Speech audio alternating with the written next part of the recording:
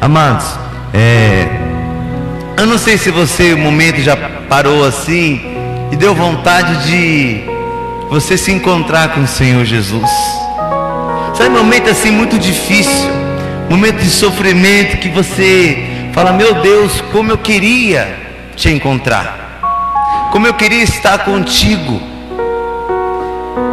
E os apóstolos, os heróis da fé, os cristãos, os cantores cristãos, eles sempre fazem canção dizendo isso, a vontade que a humanidade tem de um dia estar com o Senhor Jesus.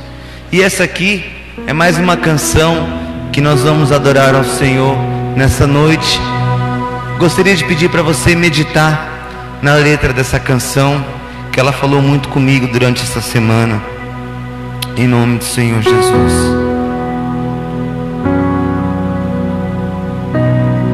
Espírito Santo de Deus, nós te amamos, Pai.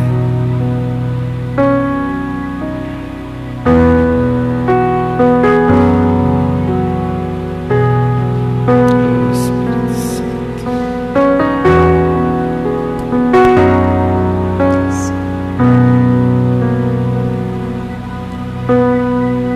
Já é tempo de intervir, amigo. Se você estivesse aqui, nada seria assim. Se você estivesse aqui, nada seria assim.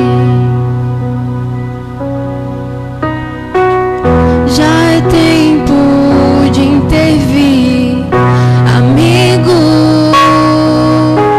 Se você estivesse aqui, nada seria assim. Se você estivesse aqui, nada seria assim. Tanto choro, tanta morte, tanta dor. Eu ouço de guerra, são tantos rumores de guerras. Se você estivesse aqui, nada seria assim. Se você estivesse aqui, nada seria assim. Como eu posso comer se o noivo não está? Como eu posso dormir? Como eu posso descansar? Eu tenho saudades, querido. Eu tenho saudades, meu amigo. Como eu posso comer se o noivo não está? Como eu posso dormir? Como eu posso descansar? A comida perde o sabor e a flor perde o perfume. O abraço perde o calor enquanto eu não te vejo sobre as nuvens. Se você estivesse aqui, nada seria assim. Se você estivesse aqui, nada seria assim. Se você estivesse aqui, se você estivesse aqui, se você estivesse aqui, nada seria assim. Se você estivesse aqui, se você estivesse aqui, se você estivesse aqui, nada seria assim.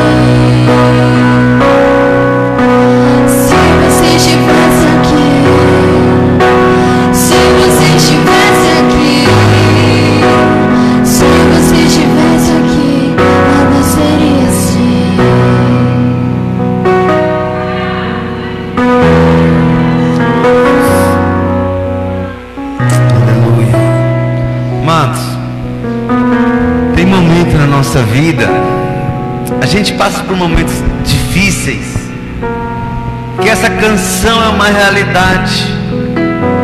Momento de uma perca, momento de uma doença, momento de uma dor.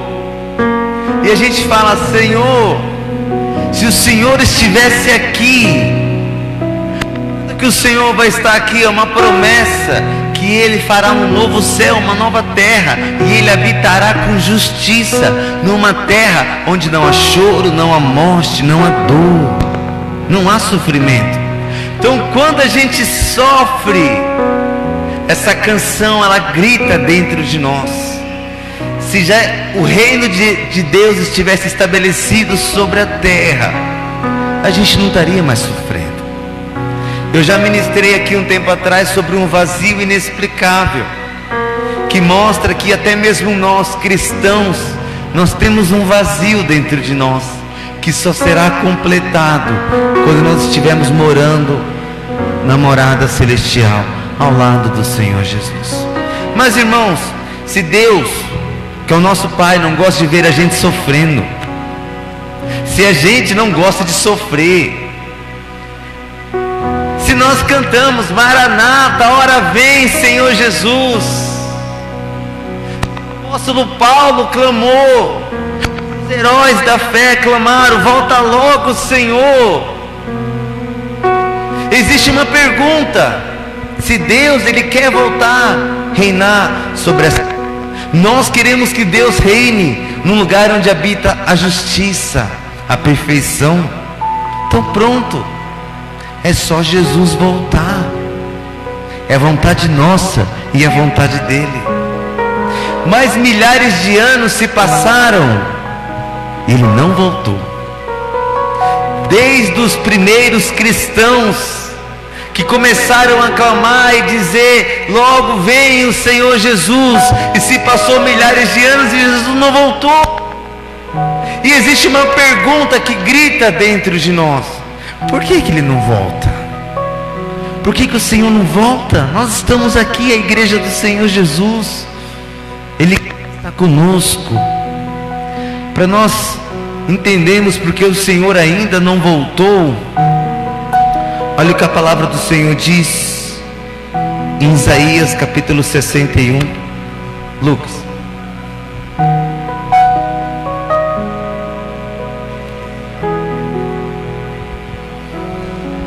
A palavra do Senhor diz assim: o Espírito do soberano Senhor está sobre mim, porque o Senhor ungiu-me para levar boas notícias aos pobres, enviou-me para cuidar dos que estão com o coração quebrantado, a anunciar liberdade aos cativos e libertação das trevas aos prisioneiros, para proclamar o ano da bondade do Senhor e o dia da vingança do nosso Deus, para consolar todos os que andam tristes.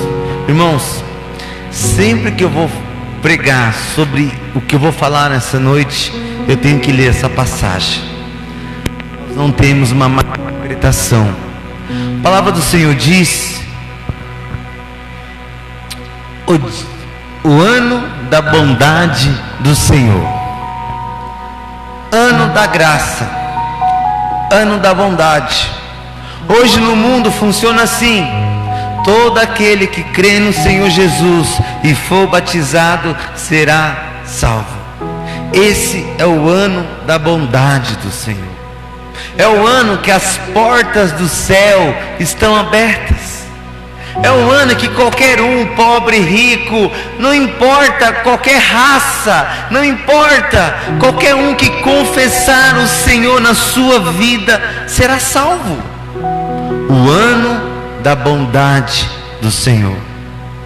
Mas o próprio Deus diz que há o dia da vingança do nosso Deus.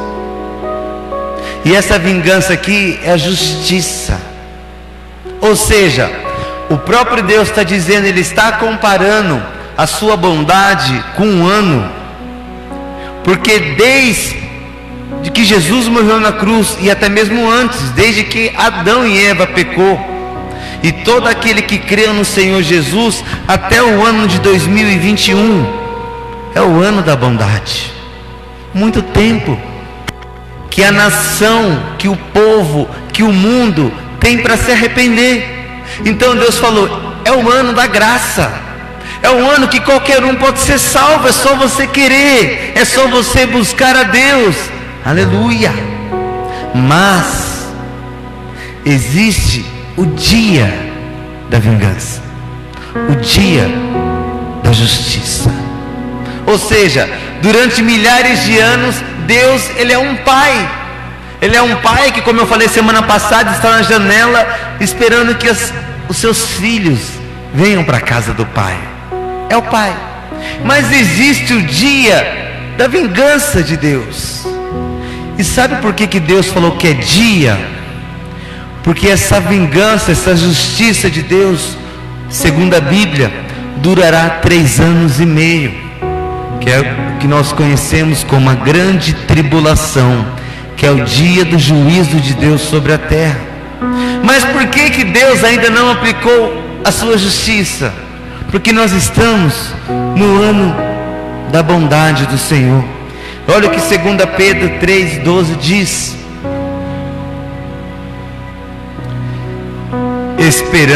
nós estamos esperando o dia de Deus, e nós estamos apressando a sua vinda.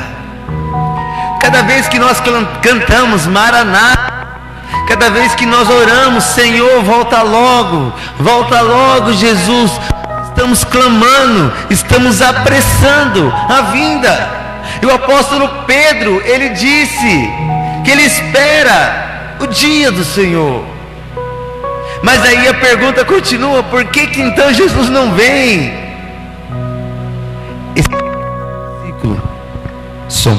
Esse mesmo versículo traz a resposta. Porque naquele dia os céus serão desfeitos pelo fogo, e os elementos se derreterão pelo calor. Por que Deus Por que Deus não vem? Por causa que Ele não quer derramar a justiça dele sobre a terra. Então nós ainda estamos no ano da graça. Mas um dia vai acontecer o que a Bíblia diz, que a terra será desfeita pelo fogo. E para nós entendermos o que vai acontecer na terra, porque está narrado na Bíblia, eu ia ler e simplesmente conversar com a igreja sobre isso. Mas como Apocalipse, ele é um livro que tem muitas visões, então eu acho mais fácil você compreender se você ter algumas visões do que o apóstolo João estava tendo, que eu acho mais fácil. Então tem um vídeo que mostra algumas cenas que eu acho que traz mais clareza para nós compreendermos o que acontecerá com a terra no dia da justiça de Deus. Para você não ficar assustado, deixa eu só dizer para você o que a Bíblia diz. A Bíblia diz que primeiro acontecerá o arrebatamento da igreja. É o momento que, ao soar da trombeta, simplesmente os cristãos vão subir aos céus e morar com Deus. Quando acontecer o arrebatamento, vai acontecer um período de 7 anos, separado em 2 momentos. Um período onde um homem vai governar e governar com justiça, e vai trazer paz, e vai trazer riqueza, e vai organizar o caos que vai estar sobre a terra, porque simplesmente milhões de pessoas sumiram, e as pessoas irão ficar apavoradas e perguntando: cadê esses milhões de pessoas que simplesmente sumiram? Segundo a Bíblia, terá um governante que ele trará uma organização. E durante 3 anos e meio ele restabelecerá a terra, ele governará a terra. É o que a Bíblia chama de anticristo. Passando esses 3 anos e meio, aí chegará o dia da justiça de Deus. E Deus detalhou o que vai acontecer, e nós vamos ver nessa noite, que é o que está em Apocalipse capítulo 6, 5. Coloca o vídeo para mim, Ricardo.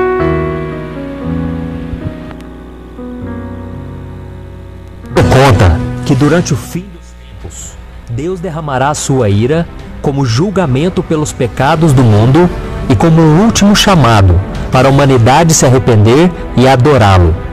No livro de Apocalipse, o apóstolo João narra a visão que o Senhor lhe deu sobre esse tempo futuro. E esse julgamento será dividido em duas partes: os 7 selos e as 7 trombetas. Neste vídeo, falaremos especificamente dos 7 selos. Em sua visão, João vê um anjo procurando alguém que seja digno de abrir o livro que iniciará o julgamento no mundo. O apóstolo chora, porque a Bíblia diz que ninguém foi considerado digno de abrir o livro e de olhar para ele. Mas um dos 24 anciãos olha para João e diz: "Não chore, eis que o leão da tribo de Judá, a raiz de Davi, venceu para abrir o livro e os seus 7 selos." Naquele momento, João vê Jesus no centro do trono, cercado pelos 4 seres viventes e pelos anciãos. O cordeiro então pega aquele pergaminho, pois somente ele é digno de abri-lo. Em seguida, aqueles que o cercavam se prostraram no chão e o adoraram. Cristo então começou a quebrar selo por selo, revelando o seu julgamento sobre a terra. Veja o que significa cada um dos 7 selos do Apocalipse. O primeiro selo, a vinda do Anticristo. O apóstolo João escreveu: "Observei quando o cordeiro abriu o primeiro dos 7 selos. Então ouvi um dos seres viventes dizer com voz de trovão: Venha! Olhei e diante de mim estava um cavalo branco. Seu cavaleiro empunhava um arco e foi-lhe dada uma coroa. Ele cavalgava como vencedor, determinado a vencer." Os 4 primeiros selos são conhecidos como os 4 cavaleiros do Apocalipse. E o primeiro deles abre as portas para que o Anticristo venha ao mundo. Nesta visão, o cavalo branco e a coroa simbolizam que ele será alguém poderoso, que chegará com o discurso de promover a paz pelo mundo. Porém, o arco que o cavaleiro segura em suas mãos mostra que a sua verdadeira intenção é enganar as pessoas e dominar o mundo. O segundo selo, o espírito de guerra. Sobre o segundo selo, João teve a seguinte visão: "Então saiu outro cavalo, e este era vermelho. Seu cavaleiro recebeu poder para tirar a paz da terra e fazer que os homens se matassem uns aos outros. Ele foi dada uma grande espada." Este segundo selo aberto por Jesus marca a chegada do espírito da guerra, que causará as batalhas mais sangrentas da história da humanidade. Durante esse período, boa parte dos habitantes do planeta morrerá. Perceba que este cavaleiro do cavalo vermelho tem uma grande espada, e acredita-se que ela represente o castigo, ou seja, Deus fará com que os adoradores da besta e do falso profeta sofram as consequências. O terceiro selo, o espírito da fome. João descreveu a visão desta maneira: "Quando o cordeiro abriu o terceiro selo, ouvi o terceiro ser vivente dizer: Venha! Olhei e diante de mim estava um cavalo preto. Seu cavaleiro tinha na mão uma balança. Então ouvi o que parecia uma voz entre os 4 seres viventes, dizendo: 1 quilo de trigo por 1 denário, e 3 quilos de cevada por 1 denário, e não danifique o azeite e o vinho." Na cultura judaica, a cor preta significa o lamento, a aflição e a fome. E é exatamente isso que o cavaleiro do cavalo preto trará ao mundo quando Jesus abrir o terceiro selo. Perceba que ele carrega consigo uma balança, que segundo os estudiosos representa a crise econômica e a fome, pois a balança seria símbolo da falta de alimentos e dos preços exorbitantes. Isso significa que as pessoas terão que trabalhar muito para poder comprar um pouco de comida. Para você ter uma ideia, 1 denário era o salário comum de um dia de trabalho. Isso quer dizer que as pessoas gastarão toda a sua renda para conseguir pouco sustento. O quarto selo, o espírito da morte. Em seguida, o apóstolo João traz revelações sobre a chegada do último cavaleiro. Ele disse: Quando o cordeiro abriu o quarto selo, ouvi a voz do quarto ser vivente dizer: Venha! Olhei, e diante de mim estava um cavalo amarelo. Seu cavaleiro chamava-se Morte, e o Hades o seguia de perto. Foi-lhe dado poder sobre 1/4 da terra para matar pela espada, pela fome, por pragas e por meio dos animais selvagens da terra. A abertura do quarto selo permitirá que o espírito da morte acabe com a vida de 1/4 da população da terra. E grande parte dessas pessoas, infelizmente, será levada para o inferno. Elas morrerão por causa da guerra, da fome e das doenças causadas pelas aberturas dos selos anteriores, e também pelos ataques dos animais selvagens que, por causa da falta de comida, devorarão os seres humanos. O quinto selo, desejo de justiça. Ao ver Jesus abrir o quinto selo, João relatou: Quando ele abriu o quinto selo, vi debaixo do altar as almas daqueles que haviam sido mortos por causa da palavra de Deus e do testemunho que deram. Eles clamavam em alta voz: Até quando, ó Senhor soberano e verdadeiro, esperarás para julgar os habitantes da terra e vingar o nosso sangue? Então cada um deles recebeu uma veste branca, e foi-lhe dito que esperassem um pouco mais, até que se completasse o número dos seus conservos e irmãos, que deveriam ser mortos como eles. Assim que o quinto selo foi aberto por Jesus, todos aqueles homens e mulheres cristãos que haviam perdido a vida por causa de sua fé em Cristo, perguntaram ao Senhor quanto tempo levaria para que aqueles que os mataram seriam julgados. Eles então foram instruídos a esperar pacientemente até que os demais cristãos que ainda estavam na terra também fossem perseguidos e mortos. Em outras palavras, outros crentes ainda precisavam ser martirizados. O sexto selo, uma grande catástrofe no universo. A visão de João durante a abertura deste selo se voltou para toda a Terra e o sistema solar. Ele disse: Observei quando ele abriu o sexto selo. Houve um grande terremoto. O sol ficou escuro como tecido de crina negra, toda a lua tornou-se vermelha como sangue, e as estrelas do céu caíram sobre a terra como figos verdes caem da figueira quando sacudidos por um vento forte. O céu foi se recolhendo como se enrola um pergaminho, e todas as montanhas e ilhas foram removidas de seus lugares. Então os reis da terra, os príncipes, os generais, os ricos, os poderosos, todos os homens, quer escravos, quer livres, esconderam-se em cavernas e entre as rochas das montanhas. Eles gritavam às montanhas e às rochas: Caiam sobre nós e esconda-nos da face daquele que está sentado no trono e da ira do Cordeiro, pois chegou o grande dia da ira deles, e quem poderá suportar?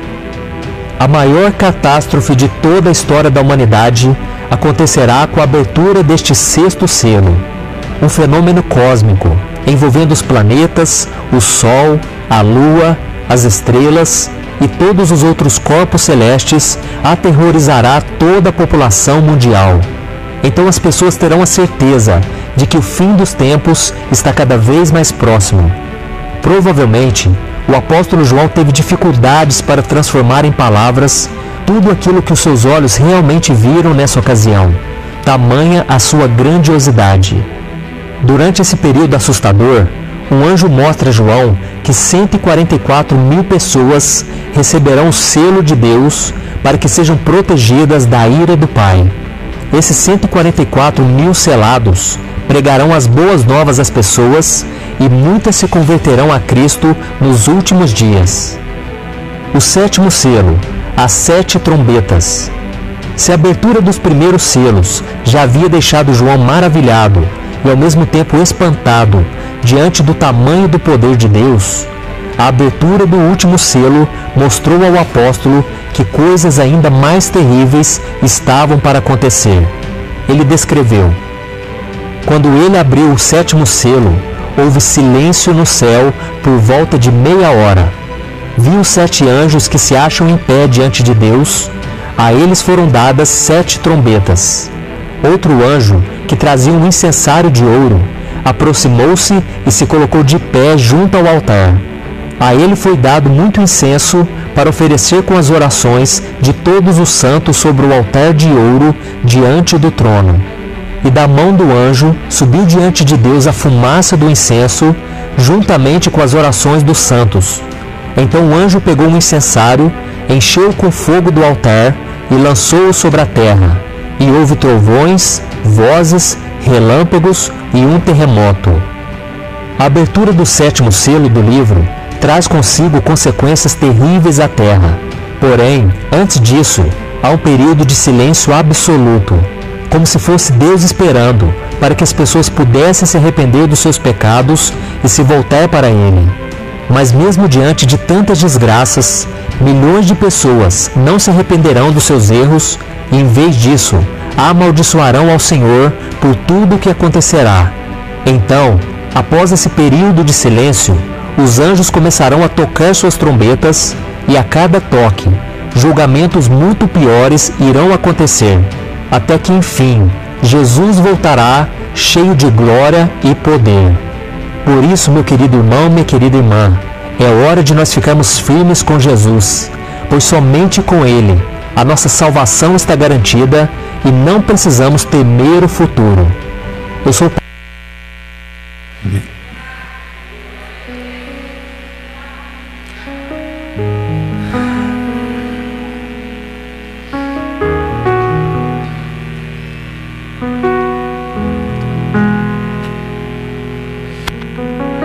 a Bíblia, irmãos. A Bíblia. Eu vou ser bem sincero, eu tenho dó de muitos pastores diante de Deus. Porque Deus vai chegar e falar: por que você não pregou Apocalipse? Por que você só pregou Salmos 23? Irmãos, isso aqui é tão claro. Isso aqui é tão claro. Está na palavra. Irmãos, sabe por que Deus não voltou ainda? Porque Ele não quer. Ele está segurando a sua justiça. Só que Deus fala que o mundo é pecador e só Jesus é o caminho. Se a pessoa não vai até Jesus, ela não é salva, porque só Jesus pode salvar. Não pense, igreja, que é assim: ah, você não quer me servir, então eu vou te jogar no inferno. Não! Nós estávamos condenados ao inferno. Cristo veio nos salvar. Estamos no ano da bondade, onde Jesus está com os braços abertos. A porta das igrejas estão abertas para qualquer um ser salvo. Mas quem não quiser andar com o Senhor também vai ser julgado, porque Deus é amor, mas Ele é justo. Nós carregamos uma cruz. Tem pessoas que não carregam cruz. Tem pessoas que não servem, não buscam, não creem em Deus, e ela será julgada por isso. Só para nós compreendermos, Apocalipse 6:5, que é o que passou no vídeo, diz assim: quando Cristo abriu o terceiro selo, ouvi o terceiro ser vivente dizer: venha, e olhei, diante de mim estava um cavalo preto, seu cavaleiro tinha na mão uma balança. Balança significa uma medição, medir. Então ouvi o que parecia uma voz entre os 4 seres viventes dizendo: 1 quilo de trigo por 1 denário e 3 quilos de cevada por 1 denário, e não danifica o azeite e o vinho. Sabe o que significa isso? Quando acontecer o governo do anticristo sobre a terra, 1 quilo de trigo é um dia de serviço. Sabe o que significa? Inflação. Hoje nós estamos vendo o custo da gasolina, que está em inflação, mas não se compara um dia de trabalho por 1 quilo de trigo. Um dia de trabalho. Você imagina você ganhar 100 um dia e você conseguir comprar 1 quilo. E a Bíblia diz: não danifique o azeite e o vinho. As pessoas vão valorizar uma laranja, uma banana, porque uma banana vai custar muito dinheiro por causa da inflação. Porque a Bíblia diz que acontece guerras atrás de guerras e começar a passar fome. É isso que está dizendo a palavra do Senhor. E olha o verso 8. Olhei, diante de mim estava um cavalo amarelo, seu cavaleiro chamava-se Morte, e o Hades o seguia de perto. Hades é inferno.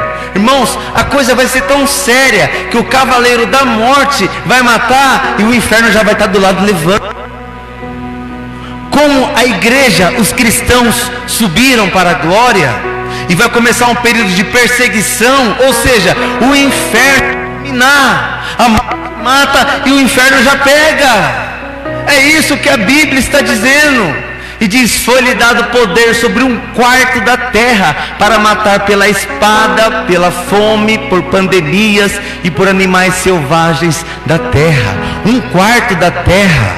Irmãos, se hoje nós temos 7 bilhões de pessoas no mundo, a Bíblia está dizendo que se fosse hoje, simplesmente 2 bilhões de pessoas seriam mortas através da espada, que é através das guerras, pela fome, por pandemias e até animais que não vão ter o que comer, atrás de pessoas.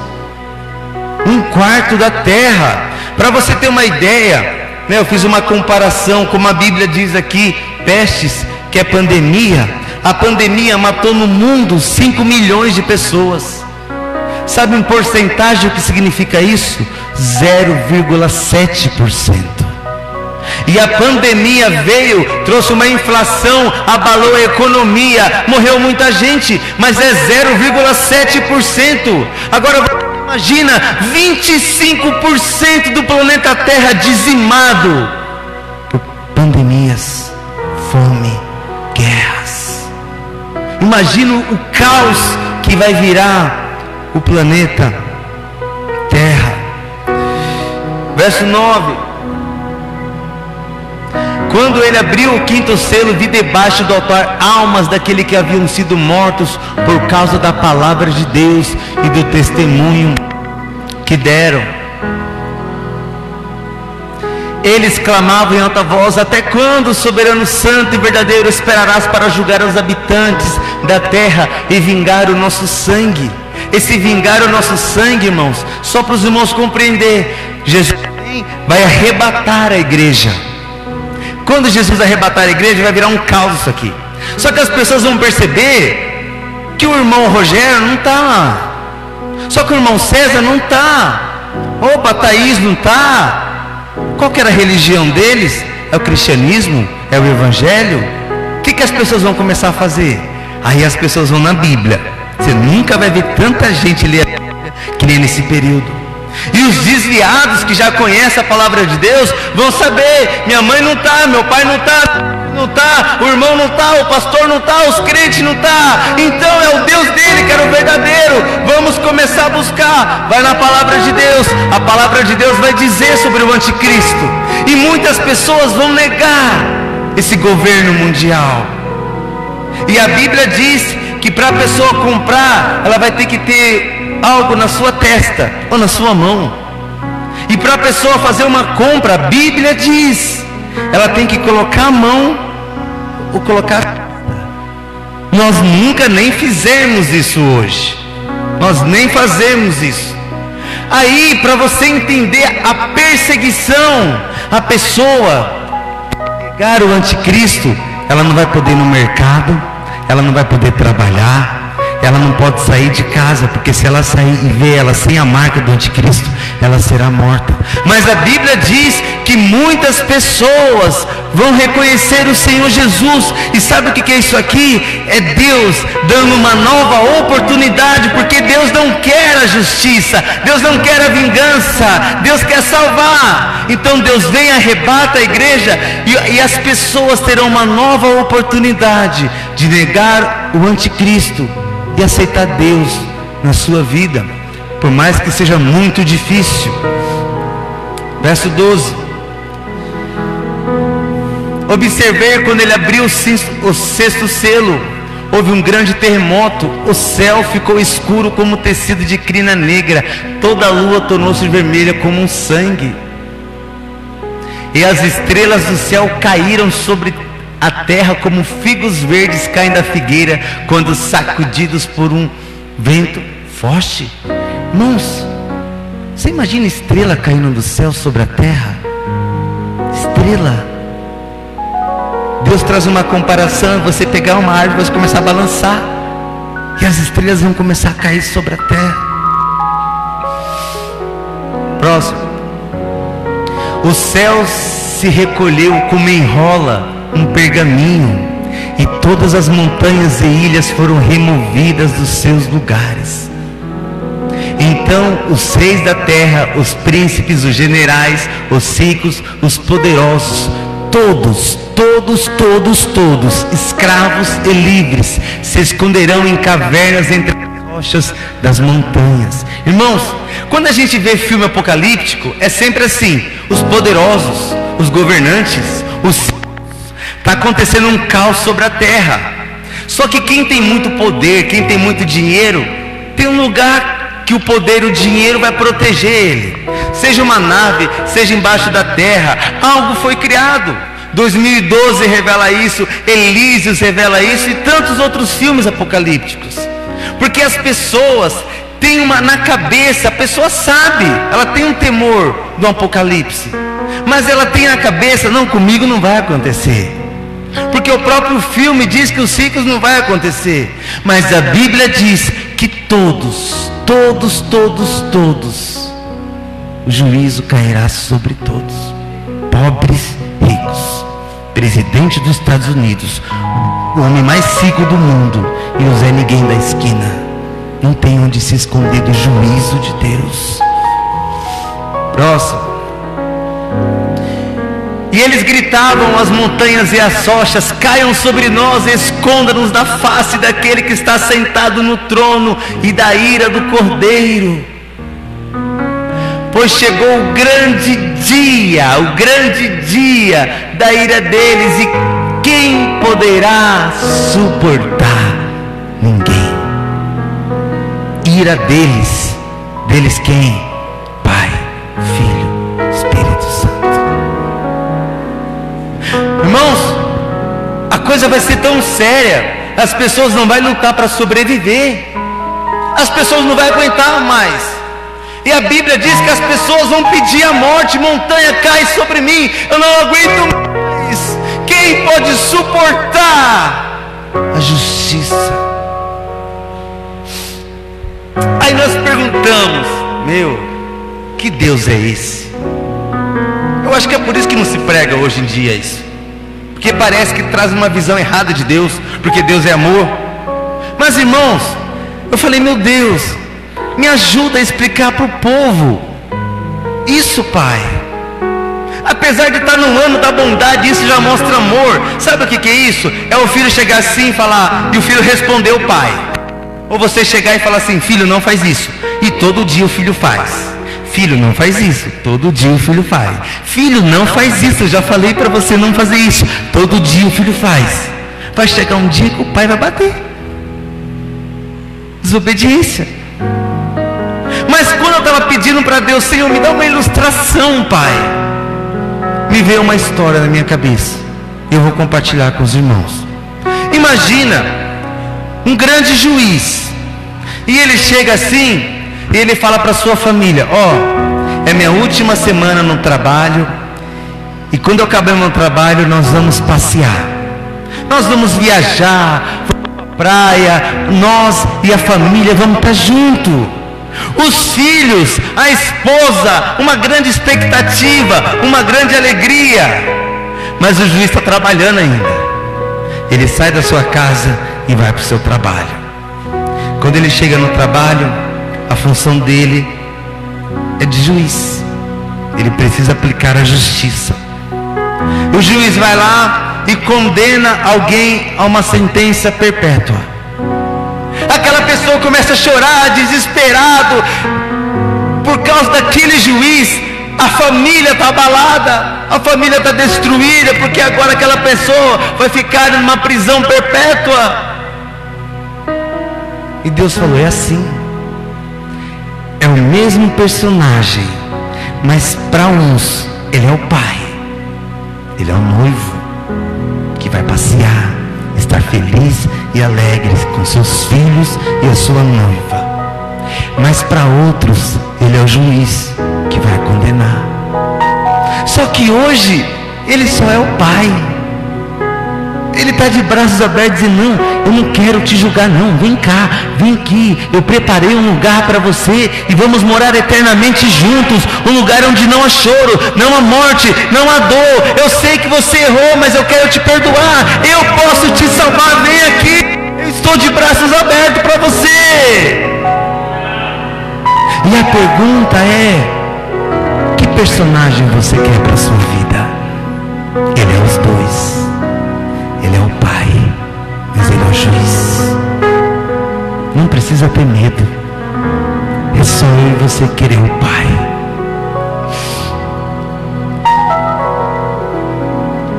Olha o capítulo 7, verso 9. Depois disso, depois desses acontecimentos da grande tribulação, olhei e diante de mim estava uma grande multidão que ninguém podia contar, de todas as nações, tribos, povos e línguas, em pé diante do trono do Cordeiro, com vestes brancas e segurando palmas. Irmãos, nós lemos o capítulo 6, esse é o capítulo 7. Capítulo 6 mostra uma ilustração que é algo que vai acontecer. Ou a pessoa ela vai estar no capítulo 6, ou ela vai estar no capítulo 7. Capítulo 7 já mostra o povo de Deus, e a Bíblia diz que lá estavam povos de todas as nações, tribos e línguas. No capítulo 6 há um julgamento para todas as nações. São ricos, pobres, escravos, poderosos. Mas aqui também tem raças, povos, poderosos, escravos. Irmãos, Deus, a visão que Deus tem sobre a humanidade, não importa quem você é, a salvação é para todos. Deus está deixando bem claro que todos, qualquer um que crê, será salvo. E a Bíblia diz que eles estavam com vestes brancas. O que significa veste branca? Festa, casamento com o Cordeiro, casamento com o noivo. Então, de um lado, nós temos uma cena apocalíptica acontecendo, pessoas sendo destruídas, pessoas passando fome.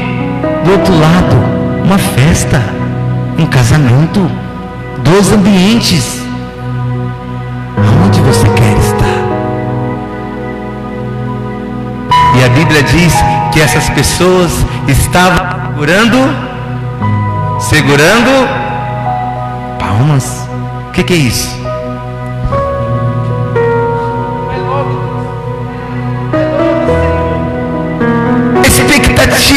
Alegria, o noivo está chegando. Sabe o momento, irmãos, que está no casamento, o noivo está lá e a noiva vai entrando, e tem uma grande expectativa da noiva entrar. No reino de Deus é o contrário. A noiva está esperando, o noivo está chegando. E a noiva, ela está com vestes brancas, esperando para bater palma para o noivo, porque o noivo salvou, o noivo morreu numa cruz, o noivo nos libertou, o noivo preparou o lugar. Então nós estamos com uma grande expectativa. Não vejo a hora, eu não vejo a hora de bater palma. Ele me salvou, ele me curou, eu estou salvo do juízo, ele é o meu Pai. A Bíblia diz que milhares e milhares de cristãos que não abandonaram a sua fé não vê a hora de bater palmas para o noivo e agradecer e adorar e estar na presença do noivo eternamente.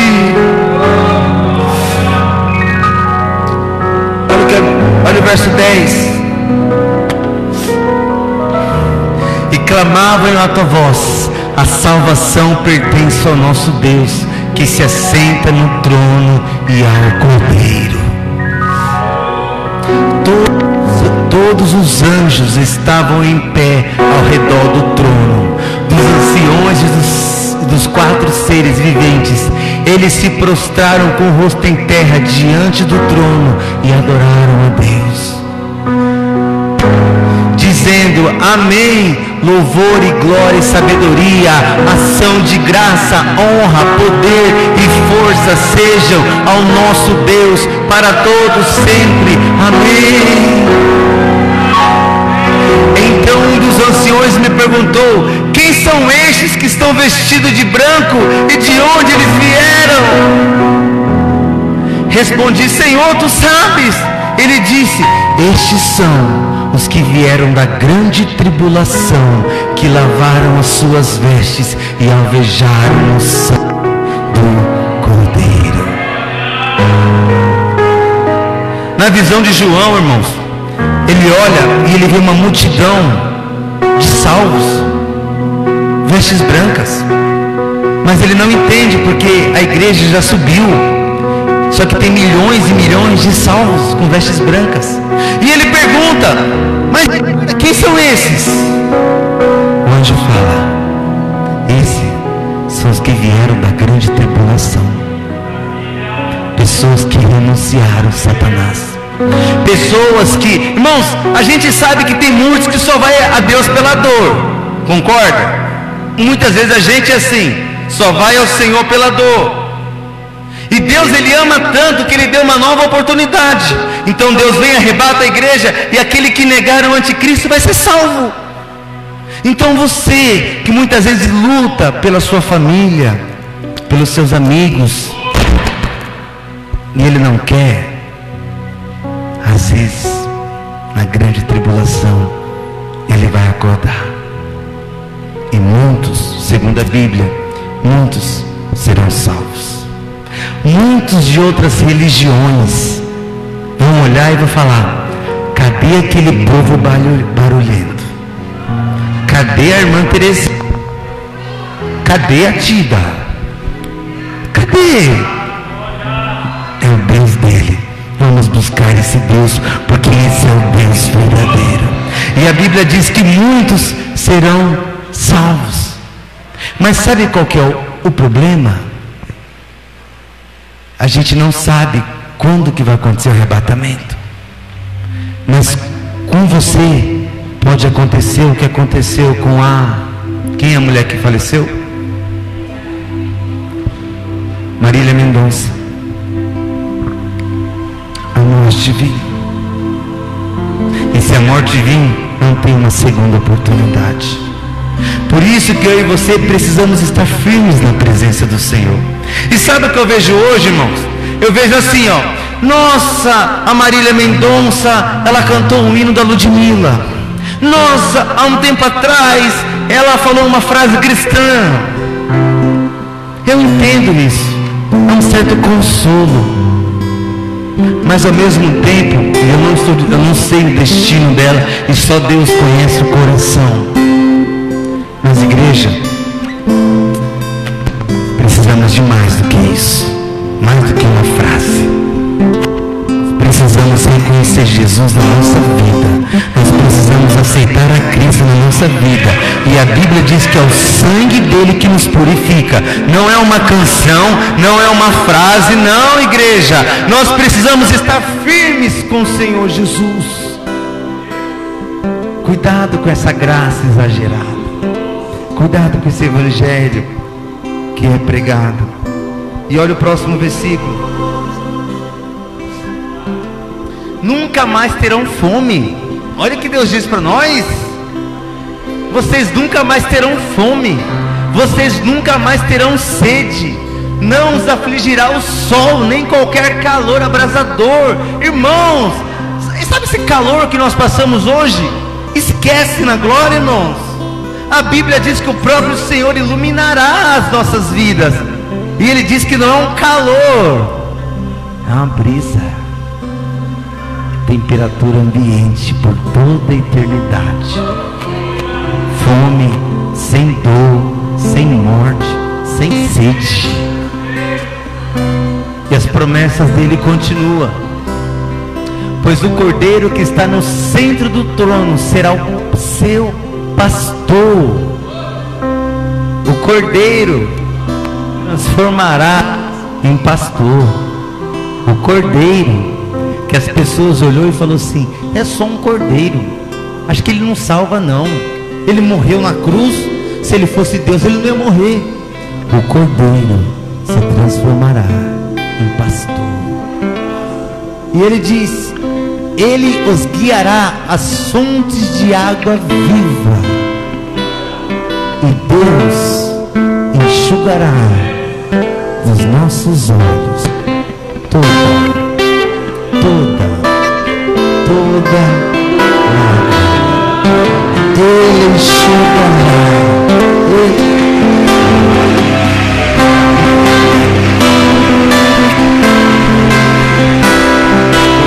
Sabe o que é isso, irmãos?